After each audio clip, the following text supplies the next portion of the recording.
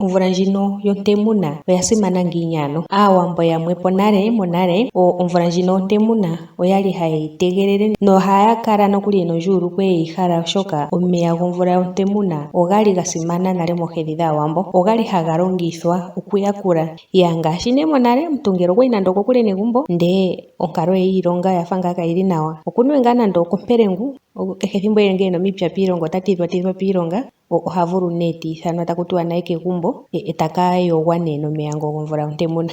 Okuza mpono iinima oyafa ngaa hayi lunduluka, oyafa ngaa hayi kala yili nawa. Omvula ndishi ngele otayi temuna, ohayi temuna ngaa pethimbo ndono taku tiwa oshitemamvula, lyo olyo pethimbo nawa ndono iihwa oyindji tayi ya omafo omape, yo iimeno yimwe otayi tulako nokuli omagongwa. Monale omvula ngele tayi temuna, mbono yali yeshi okulesha omadhidhiliko ohaya vulu ya mone kutya omvula ndji ya landulako otashi vulika ku kakale kuna elolo nenge otashi vulika ku kakale kuna oluteni. Ohaye shi mono wo natango taya vulu okumona omadhidhiliko kutya omvula ndjono tayi ka kalako otashi vulika yi ka kale omvula ondumentu nenge otashi vulika yi ka kale omvula ndjono haku tiwa onkadhi. Opuna nee ngaashi omugongo, oshimeno hashi ithanwa omuti gomugongo. Omuti gomugongo ogwali hagu gandja omadhidhiliko, oshoka ngele omuti ogwiima nawa otagu gandja etegameno ewanawa. Ihe ngele ogwiimi ndele omagongwa tashi vulika ga gweko, nenge ngaa gwiima ndele omagongwa kageshi ogendji, nena otashi vulika ngaa shi gandje etegameno kwaambono yeli komvula tayi ya kutya otashi vulika ku kakale kwa nika oluteni. Oongombe shampa nee dha lokwa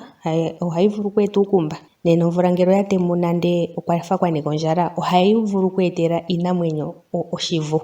Pethimbo nee ndono lyomvula yontemuna noho monale okwa dhidhilikiwa ngaa ngeyi kutya omauvu ngaashi gomepunda ogali wo natango taga holoka, oshoka olyo pethimbo nawa ndono iimeno oyindji tayi yongala, yo yimwe tayi tulako nee omagongwa.